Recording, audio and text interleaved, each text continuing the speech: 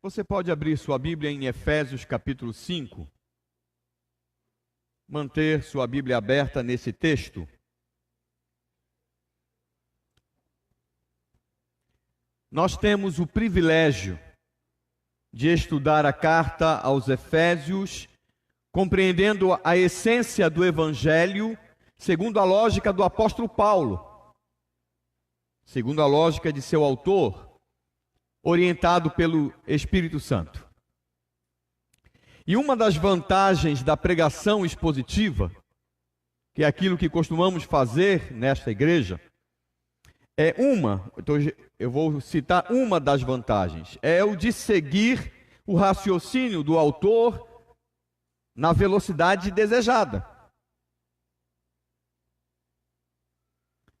E isto visando, evidentemente, a compreensão, a sua compreensão. Nós não temos de correr. Não há necessidade de estudar uma carta correndo, porque não há sobre nós qualquer exigência, a não ser o aprendizado. Então, esta é uma das vantagens. Podemos fazê-lo devagar, o suficiente para assimilarmos o ensinamento bíblico, a essência do texto, e então aplicar isso em nossa vida, mastigar isso, para que se torne um alimento que traga resultado positivo para o nosso viver. Portanto, nós temos a oportunidade de fazê-lo, e estamos fazendo dentro daquilo que o Senhor nos concede. Nós estamos no capítulo 5 da carta, e considerando a partir do verso 3, tendo como tema o distanciamento da imoralidade. É isso que nós temos visto já há 2 domingos. Efésios 5, de 3 a 7, no primeiro momento, e mais extensivamente até o verso 14. E estamos compreendendo que o viver do Evangelho depende do afastamento do pecado. Nós desenvolvemos neste texto 2 mensagens até aqui. A primeira com o subtema no desapego do inconveniente, o distanciamento da imoralidade, no desapego daquilo que é inconveniente. Versos 3 e a primeira parte do verso 4. Paulo apresenta, eu quero relembrar o que vimos nesta mensagem. Paulo apresenta um contraste terrível entre o que é imoral e santo, sendo o imoral algo comum para as pessoas que não são santas. E aos que são santos, algo jamais aceitável para aqueles que foram alcançados pela salvação. Imoralidade sexual, conduta obscena, promiscuidade, qualquer tipo de impureza e luxúria, cobiça, são impróprios para os santos, é o que Paulo nos ensina naquele verso. Obscenidade, conversa tola ou brincadeira vulgar não tem lugar entre aqueles cuja tarefa é expor a licença sexual e todas as outras formas de ganância, ao evidenciar o Evangelho através do seu comportamento. Então, o santo, segundo Paulo, desaprende a associar o bom humor com a linguagem obscena ou com brincadeiras imorais que vão depreciar o próximo e que não edificam ou ministram graça aos que ouvem. É completamente condenável, segundo Paulo e toda a Escritura, a conversa sem o propósito de edificar. Na segunda mensagem, no verso 4, na parte B, nós consideramos o distanciamento da imoralidade no apego às ações de graças. Nossas ações devem refletir aquilo que recebemos do Senhor. E não somente isso, prioritariamente, nossas ações devem refletir o Senhor, a pessoa do Senhor. Deve servir então de exaltação, de adoração. E como nós vimos na última mensagem, ações de graças é bem mais abrangente do que direcionar uma oração de gratidão ao Senhor por alguma coisa recebida. Implica em consciência, vamos falar hoje da consciência, mas implica em consciência daquilo que somos e de quem Deus é, e ainda do que recebemos do Senhor. Implica em assumir a vocação de viver uma nova realidade, tendo o Senhor Jesus Cristo como referência. E também implica em assumir o abandono do estilo de vida que é comum para todas as pessoas, mas todas as pessoas que estão fora de Cristo. Então, a única coisa que serve como verdadeira adoração ao Senhor é o nosso viver revelado por nossas ações. É isso que nós estudamos na última mensagem. Hoje, na terceira mensagem, seguindo a temática principal do distanciamento da imoralidade, queremos desenvolver este subtema dos versos 5 a 7. O distanciamento da imoralidade na firmeza da consciência. Então eu quero ler rapidamente os versos 5 a 7 e depois nós retornaremos a eles, tá bom? Então você está aí com sua Bíblia, Efésios 5, versos 5 a 7. Sabei, pois, isto: nenhum incontinente ou impuro ou avarento que é idólatra tem herança no reino de Cristo e de Deus. Ninguém vos engane com palavras vãs, porque por essas coisas vem a ira de Deus sobre os filhos da desobediência. Portanto, não sejais participantes com eles. O distanciamento da imoralidade na firmeza da consciência. Você é consciente?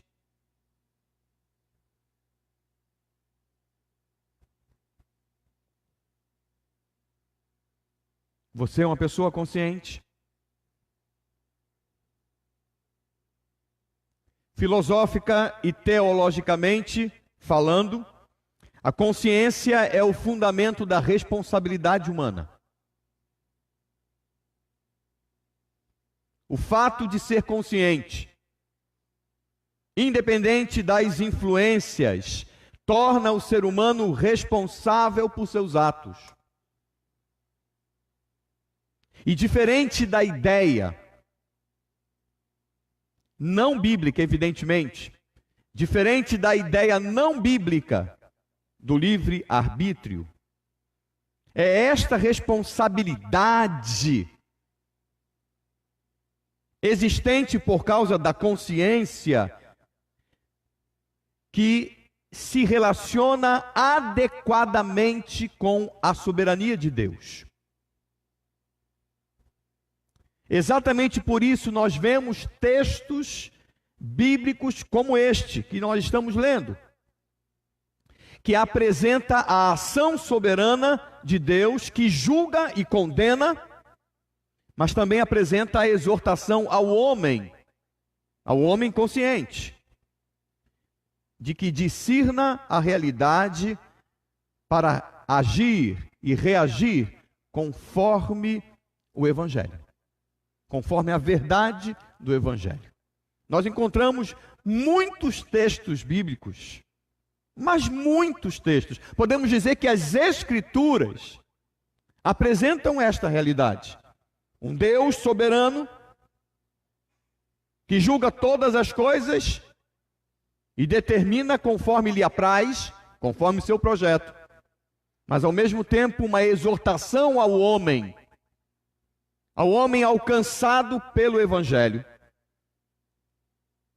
para que discirna as coisas e tome decisão e haja e se relacione mediante aquilo que o Evangelho lhe apresenta. Você é consciente? Consciência implica em conhecimento, reflexão e ação honesta. Então, se você respondeu, sim, eu sou uma pessoa consciente, você tem que avaliar a consciência ou a sua consciência à luz desta realidade. Conhecimento, reflexão e ação honesta. A honestidade está atrelada ao conhecimento obtido. Agir em coerência com o que se sabe. É comum nas Escrituras a exortação ao discernimento e a ação coerente com o discernimento. Um texto muito conhecido, eu vou expor aqui alguns, está na primeira carta de Paulo aos Coríntios, e você pode ler aqui comigo. 1 Coríntios 6,12, todas as coisas me são lícitas, mas nem todas convêm. Todas as coisas me são lícitas, mas eu não me deixarei dominar por nenhuma delas. Veja outros exemplos. Vamos olhar alguns exemplos nas Escrituras. Salmo 119, 129 e 130. Os teus testemunhos são maravilhosos, por isso lhes obedeço. A explicação das tuas palavras ilumina e dá discernimento aos inexperientes. O salmista está afirmando que fica inebriado diante da orientação da palavra do Senhor. Serve de guia. E por isso tem poder esta palavra para produzir discernimento, sabedoria naquele que é inexperiente, naquele que é imaturo. Outro exemplo, Provérbios 18:15, o coração do que tem discernimento adquire conhecimento, os ouvidos dos sábios saem à sua procura. 1 Coríntios 11, 28 e 29, examine-se cada um a si mesmo, e então coma do pão e beba do cálice. Lembra do texto? Texto em que Paulo escreve sobre a ceia do Senhor, sobre a participação da pessoa, da igreja, na ceia do Senhor. Então ele diz isso, examine-se cada um a si mesmo, e então coma do pão e beba do cálice, pois quem come e bebe sem discernir o corpo do Senhor, come e bebe para a sua própria condenação. Mais um texto, Hebreus 5, 13 e 14. Quem se alimenta de leite ainda é criança e não tem experiência no ensino da justiça. Mas o alimento sólido é para os adultos, os quais, pelo exercício constante, tornaram-se aptos para discernir tanto o bem quanto o mal. Você é consciente?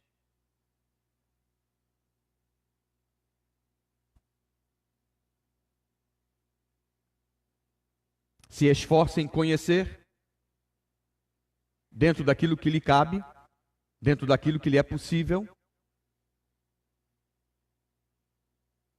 Procura fazer reflexão, discernir as coisas, mediante este conhecimento apresentado. Tem uma ação honesta diante deste conhecimento. Age em conformidade, em coerência com ele, com aquilo que se aprende. Ou suas ações estão aqui e acolá, ou sempre em uma guerra, em uma luta com o conhecimento vindo do Senhor.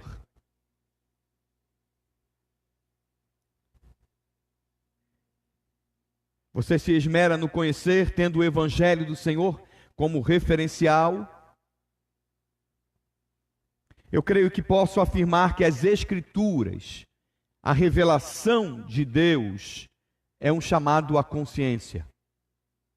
Toda a Escritura é um chamado à consciência. Paulo afirma em seu texto aos Efésios que devemos nos distanciar da imoralidade por meio da clareza ou por meio da firmeza de nossa consciência. Em primeiro lugar, no verso 5, ao lidar com a realidade. Como que eu faço isso? Como que eu mantenho-me firme em minha consciência? Lidando com a realidade. Veja aí o verso 5 novamente comigo em Efésios. Sabei, pois isto, nenhum incontinente ou impuro ou avarento que é idólatra tem herança no reino de Cristo e de Deus. O breve catálogo de vícios, alistado no verso 3, é repetido aqui no verso 5 e é reformulado para listar os pecados ou os pecadores ao invés dos pecados, sendo apropriadamente identificados, eu afirmo aqui, apropriadamente identificados como idólatras. Tem tudo a ver com idolatria. Por isso ele coloca desta maneira: nenhum incontinente, ou impuro, ou avarento, que é idólatra, tem herança no reino de Cristo e de Deus. Talvez o melhor texto que identifica tais pecados como idolatria seja um texto que nós aqui estamos de vez em quando buscando para trazer esta referência para a nossa mente, esta compreensão para a nossa mente. Seja provavelmente o texto de Paulo aos Romanos, no capítulo 1, a partir do verso 18 até o 32. Paulo, quando o mesmo apóstolo Paulo associa estes pecados como resultado da rebeldia ao Criador. Quando as pessoas negam ao Criador a honra, a exaltação que é merecida, e isso por direcionar a si mesmos. Veja comigo, sem desmarcar Efésios, evidentemente, só alguns versículos, Romanos 1, versos 23, até a primeira frase do verso 26. Romanos 1, 23 a 26, só para você ser recordado desse texto. Paulo diz assim, Romanos 1, 23, e mudaram a glória de Deus, ou a glória do Deus incorruptível, em semelhança da imagem de homem corruptível, bem como de aves, quadrúpedes e répteis. Por isso Deus entregou tais homens à imundícia, pelas concupiscências de seu próprio coração, para desonrarem o seu corpo entre si, pois eles mudaram a verdade de Deus em mentira, adorando e servindo a criatura em lugar do Criador, o qual é bendito eternamente. Amém. Por causa disso, os entregou Deus. Qual é a frase que tem aí na sua Bíblia? A paixões infames. A rejeição ao Senhor, a rejeição ao Criador, e o foco em si mesmo, um retorno, um olhar para dentro, exclusivamente para si, ignorando o Senhor. Esse tipo de ação, observada como rebeldia, como rejeição, redunda em imoralidade. E é o que Paulo retrata em todo o texto, do verso 18 até o verso 32, que eu não quero ler com vocês agora. Toda idolatria, ouça, meu irmão, minha irmã, e você que nos visita, preste bem atenção nisso. toda idolatria tem a própria pessoa como foco. Nesse sentido, o ídolo de toda pessoa idólatra é a própria pessoa. Animais, pessoas, seres celestiais, partes da natureza terrena e outra coisa qualquer pode e tem sido usado como manifestação idólatra. E fundamentalmente, isto aponta para 3 implicações. Eu quero mostrar isso para você. Em primeiro lugar, a primeira implicação é rejeição a Deus. A idolatria implica em rejeição a Deus, em rejeição ao Criador.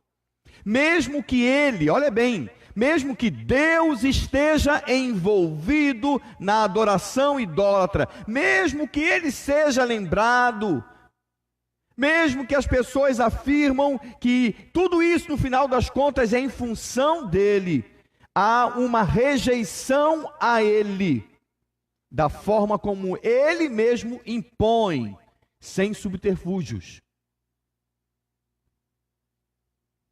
sem nada para servir de diálogo, de ponte entre a pessoa, a criatura, e Deus, o Criador. A pessoa, nesse sentido, ignora a possibilidade real daquilo que o próprio Senhor estabeleceu em Jesus Cristo, por meio da ação do Espírito, de chegar-se a Ele diretamente. Rejeita isso. Então, mesmo que o nome dele seja considerado, mas há uma rejeição do Senhor, há uma rejeição do que o Senhor estabeleceu para as pessoas, na relação para com Ele, na adoração para com Ele. A outra implicação é a deificação de um terceiro elemento, a deificação de algo, a divinização de alguma outra coisa. Algo ou alguém é elevado à condição divina, servindo de meio para que se alcance o desejado. Essa é uma outra coisa, envolvida na idolatria. E por último, tudo serve para atender o desejo do próprio coração. Talvez essa seja a parte mais importante na mensagem desta noite. Tudo serve para atender o desejo do próprio coração. O ídolo real e final é a própria pessoa, que determina a rejeição e a deificação, a divinização para aquilo que lhe é conveniente. Paulo, então, realça o distanciamento, e é isso que ele está voltando lá para o texto, ele realça o distanciamento do idólatra, da pessoa idólatra de Deus, e afirma que não há qualquer possibilidade de aproximação entre a santidade e a imoralidade. Não há qualquer chance de Deus ignorar sua própria natureza, mudando o seu projeto, mudando aquilo que ele já estabeleceu, ao conceder vida eterna a quem não o adora, a quem não reage com ações de graças. Paulo então vai chamar a atenção para essa realidade. Não há possibilidade disso.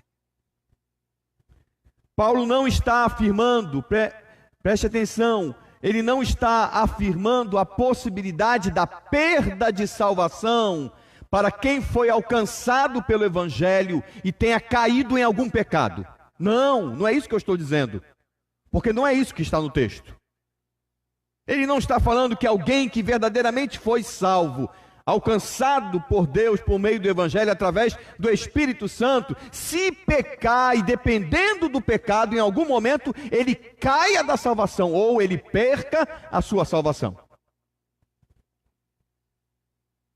O que Paulo está destacando é a realidade daquele que tem o pecado, a imoralidade, como estilo de vida, por não ter sido alcançado pelo Evangelho e, portanto, por não adorar ao Senhor em seu viver por meio da santificação.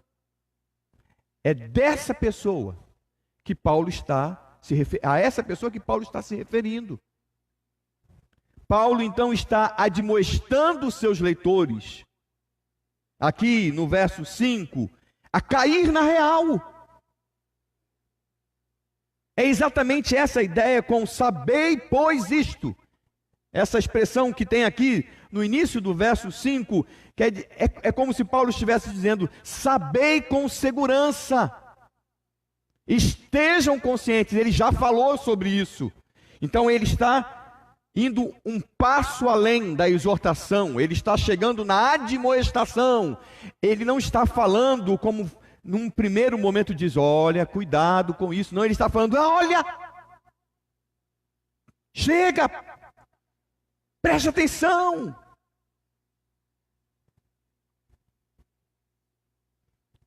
Ele está então admoestando os seus leitores a cair na real, acreditando literalmente no Evangelho, conforme toda a revelação divina. Ele está dizendo para acreditar no Evangelho. Meu irmão, minha irmã, o Senhor não só através desse texto, mas também através desse texto, nos exorta, nos chama a atenção para pararmos,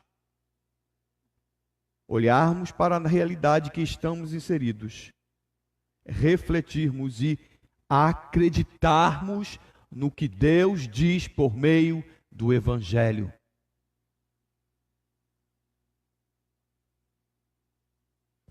E não é só Paulo. A ideia de Paulo é olhando para o Evangelho como um todo.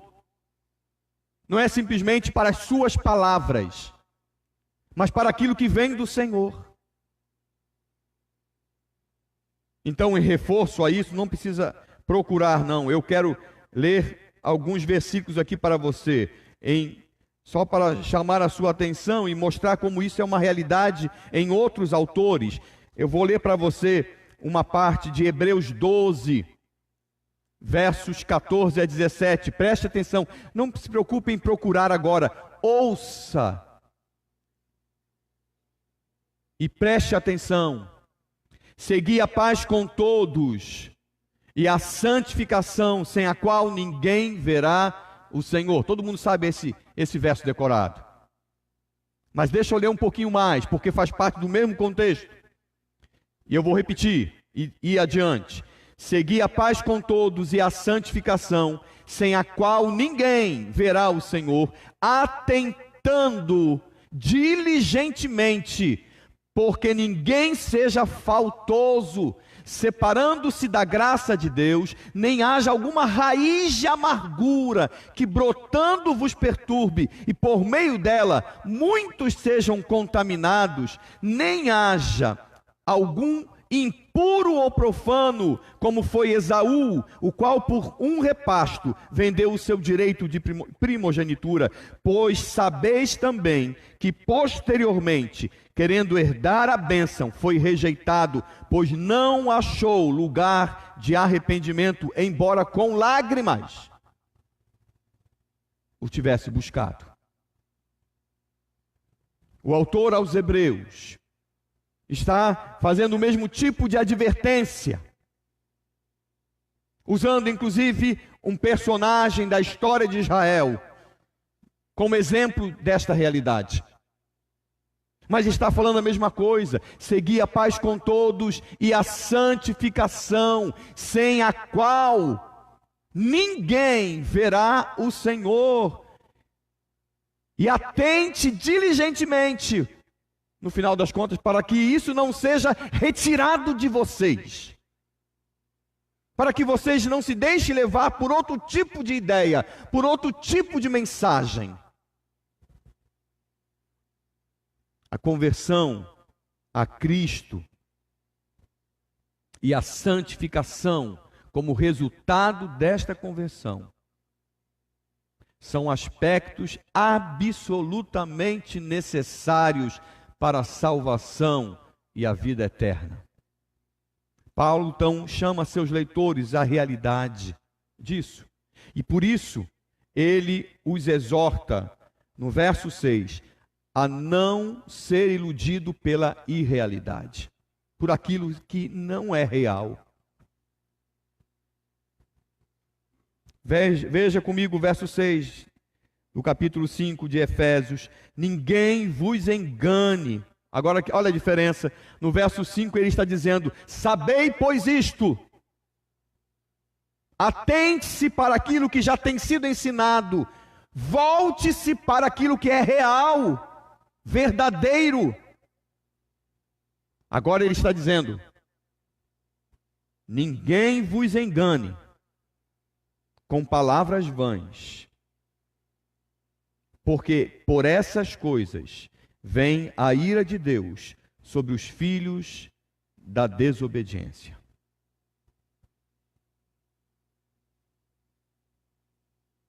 Então deixa eu dizer o seguinte: se o Evangelho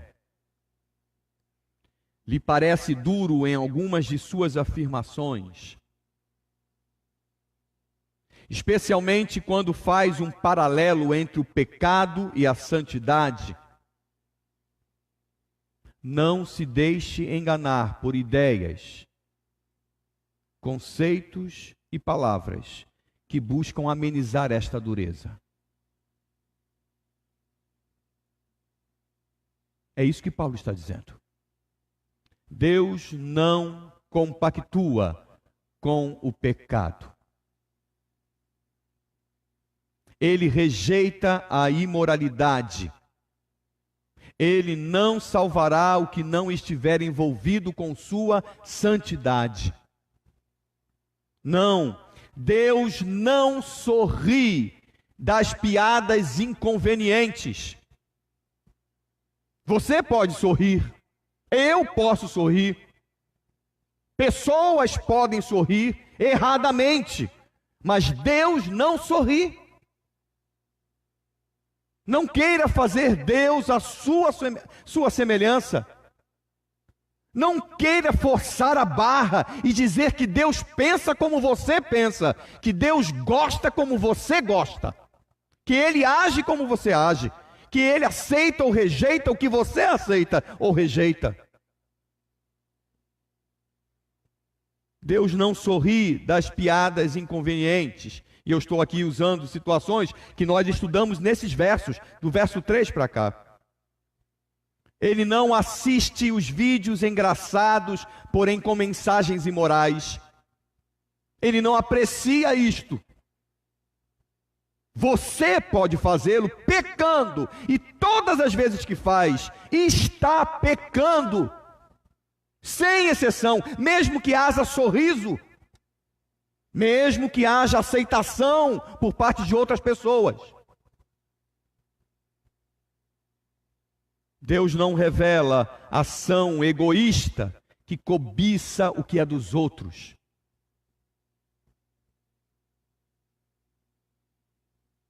Deus não é indiferente para com a indecência e o desejo de atrair e conquistar pela sensualidade. E tantas outras coisas que podemos alistar como exemplo do que Paulo estabeleceu nesses versos. Por isso Paulo diz: não se iluda com palavras vãs. Quer dizer, não se iluda com palavras vazias, sem lógica, sem verdade. Isso pode ter sentido para você, que é pecador e que está sendo influenciado pelo pecado, pode ter e provavelmente terá sentido para a sociedade sem Deus, para aqueles que não foram alcançados pela salvação e não estão em processo de santificação e por isso vivem segundo a vaidade de seus próprios pensamentos.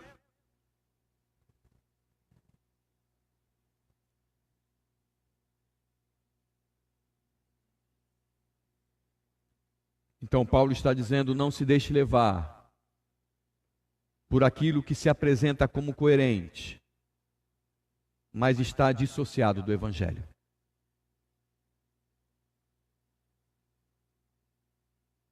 É simples, é fácil julgar essas coisas, pesar essas coisas, discernir, é só você ter coragem. O problema é a coragem, principalmente quando está no meio do pecado. É você perguntar: isso tem a ver com o Evangelho? Eu encontro sentido nisso que eu estou fazendo ou desejando, dentro daquilo que o Senhor me revela em sua palavra? Aí voltamos para as perguntas: como que eu adoro ao Senhor nesta situação? O que Deus espera que eu faça?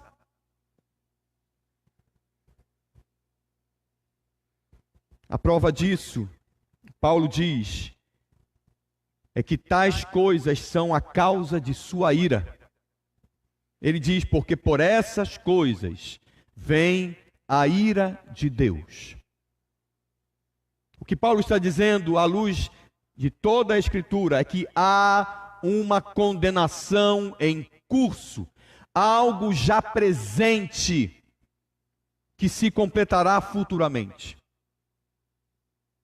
É, por exemplo, o que Cristo afirmou em João 3,36, quando ele disse: quem crê no Filho tem a vida eterna, o que todavia se mantém rebelde contra o Filho não verá a vida, mas sobre ele, o que acontece?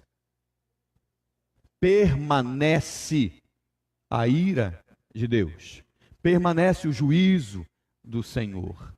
A condenação, Paulo está dizendo, é atual, é presente, sendo já experimentada nas consequências de nossas relações, na ausência da paz de Cristo, na fome insaciável que nunca se completa, que nunca sacia, da imoralidade.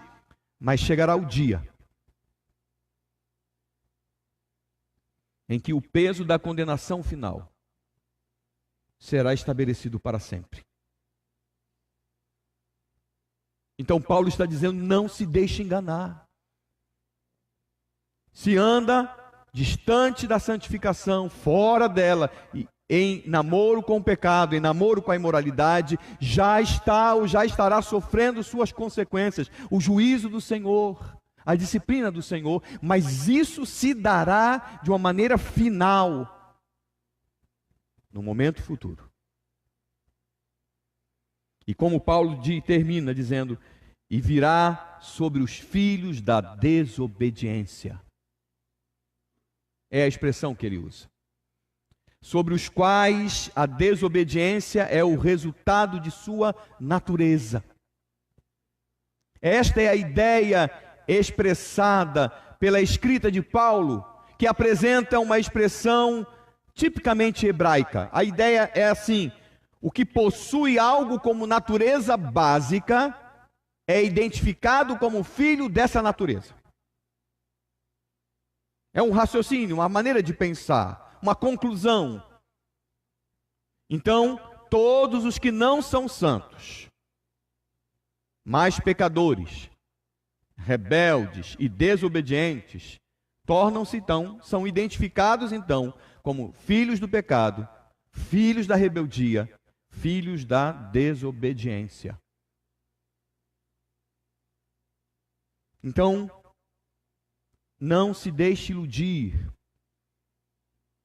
Paulo está dizendo, pela irrealidade da inexistência do juízo.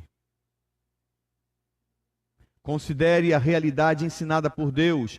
Eu vou ler aqui Gálatas 6, 7, 8, que diz: não vos enganeis. De Deus não se zomba, Pois aquilo que o homem semear, isso também ceifará. Porque o que semeia para a sua própria carne, colherá corrupção. Mas o que semeia para o Espírito, do Espírito colherá vida eterna. Gálatas 6, 7 e 8. O mesmo apóstolo Paulo escrevendo para outros irmãos, falando desta consequência. E assim o é, porque Deus estabeleceu. Então veja, o distanciamento da imoralidade se dá no desapego do que é inconveniente. Ao contrário disso, se dá no apego às ações de graças, a um estilo de vida diferenciado. E também se dá na firmeza de nossa consciência, ao lidar com a realidade, ao encarar a realidade e assumir o que é real, o que Deus diz que é real, assumir isso. Mas também ao não ser iludido por aquilo que não é real, por aquilo que é enganoso.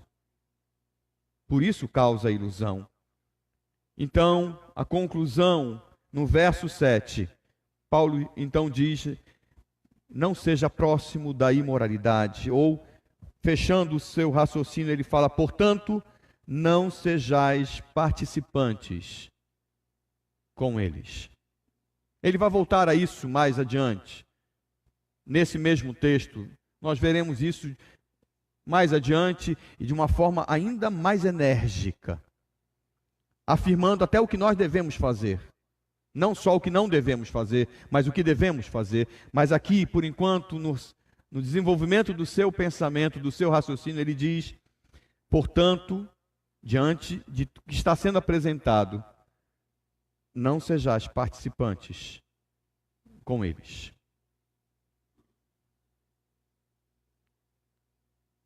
Literalmente, Paulo os exorta a não retornar à velha vida, ao velho caminho, aos velhos vícios, à velha prática.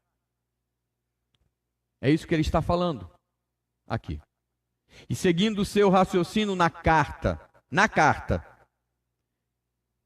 imediatamente nos lembramos do que ele dissera no capítulo 4, que rege todo o conteúdo restante, incluindo o que estamos considerando hoje. Aí no capítulo 4, aí do lado, versos 17 a 20. Isto, portanto, digo, e no Senhor testifico, que não mais andeis como também andam os gentios, na vaidade dos seus próprios pensamentos, obscurecidos de entendimento, alheios à vida de Deus por causa da ignorância em que vivem, pela dureza do seu coração, os quais, tendo se tornado insensíveis, se entregaram à dissolução, para com avidez cometerem toda sorte de impureza. Estão lembrados de quando estudamos isso?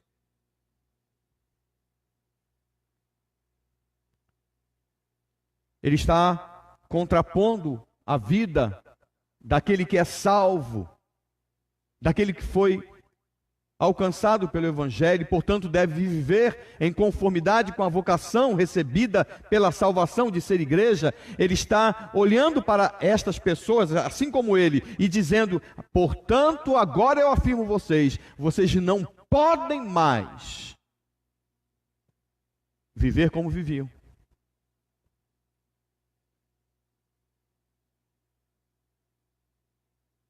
Quem foi alcançado por Cristo, quem agora tem Jesus Cristo como Senhor de sua vida e tem o Evangelho com seus princípios para desenvolver, não pode continuar a viver como antes. Não pode mais. Se você foi alcançado pela salvação graciosa em Jesus, então você é uma nova criação para um novo estilo de vida. Portanto, não deve continuar nos mesmos vícios e não deve ver com normalidade a conduta contrária aos princípios de Deus. Este é o ensino de Deus em sua palavra. Não é o ensino único, encontrado em Paulo aos Efésios ou em suas cartas, mas é o ensino de Deus em sua palavra. Bem-aventurado o homem que não anda no conselho dos ímpios, não se detém no caminho dos pecadores e nem se assenta na roda dos escarnecedores. Antes, o seu prazer está na lei, e na sua lei medita de dia e de noite. Vamos falar juntos? Juntos, vamos lá? Bem-aventurado o homem que não anda no conselho dos ímpios, não se detém no caminho dos pecadores, nem se assenta na roda dos escarnecedores. Antes, o seu prazer está na lei do Senhor, e na sua lei medita de dia e de noite. Você é consciente?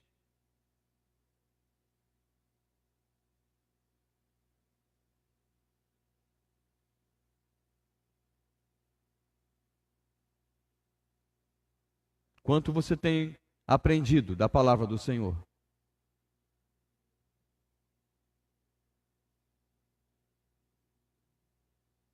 Tem se esforçado em entender?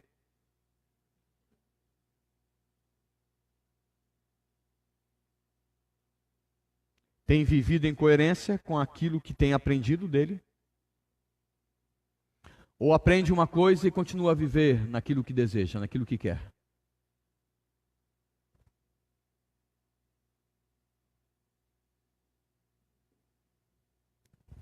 Responda para o Senhor. Feche seus olhos e responda para o Senhor.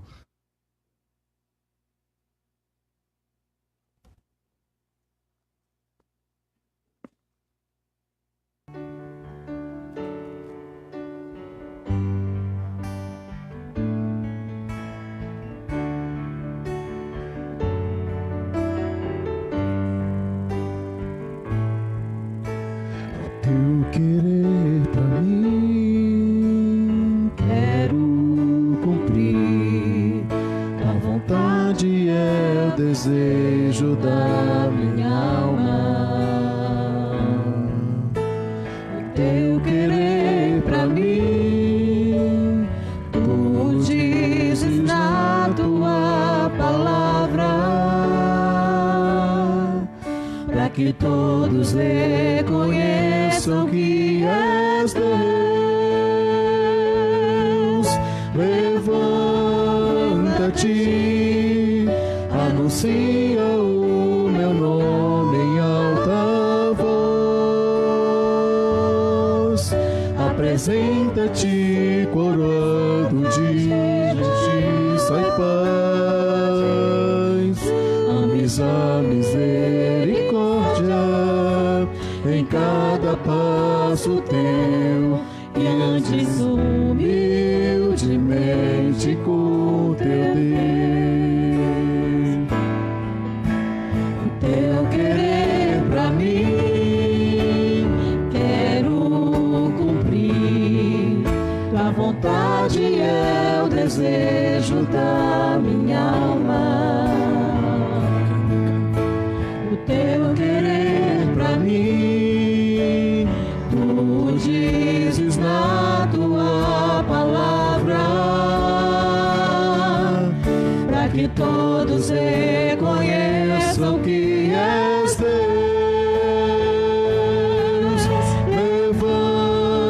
Levanta-te, anuncia o meu nome em alta voz. Apresenta-te coroado de justiça e paz. Ames a misericórdia em cada passo teu, e andes humildemente com teu Deus. Eu neguei, anunciarei teu nome em alta voz. Justiça e paz serão minha coroa. Teu misericórdia e graça, e contigo humildemente andarei, e contigo humildemente andarei.